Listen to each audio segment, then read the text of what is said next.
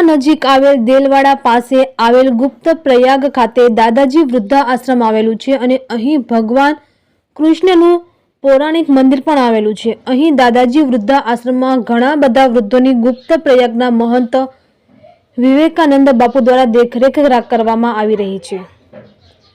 ત્યારે રાજુલાના એનજીઓના પ્રમુખ રાકેશ દાદા તેમજ જાફરાબાદ એનજીઓના ચેરમેન એચ.એમ. ગોરી સાહેબ દ્વારા અલગ અલગ સંસ્થાઓ પાસેથી વૃદ્ધો માટે બ્લેન્કેટ અથવા ધાબળા લાવી અને આ બધા આશ્રમમાં સહારો લઈ રહેલા વૃદ્ધોને આપવામાં આવે છે તેમજ સાથોસાથ અડદિયા પણ આપવામાં આવે છે।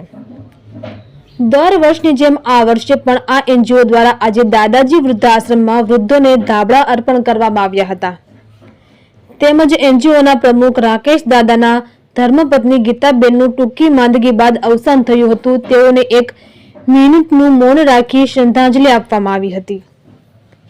રાજુલા એનજીઓના પ્રમુખ રાકેશ દાદા, અભિષેક જોશી, જાફરાબાદના એચ.એમ. ગોરી સાહેબ, એડવોકેટ બાલકૃષ્ણભાઈ સોલંકી, મહિલા એડવોકેટ કલાવતીબેન સોલંકી તેમજ મહિલા એનજીઓ કાર્યકર નિધિબેન તેમજ શિવાનીબેન, બાબુભાઈ વાઢેલ, પત્રકાર દુષ્યંત ભટ્ટ રાજુલા સહિત ઉપસ્થિત રહ્યા હતા।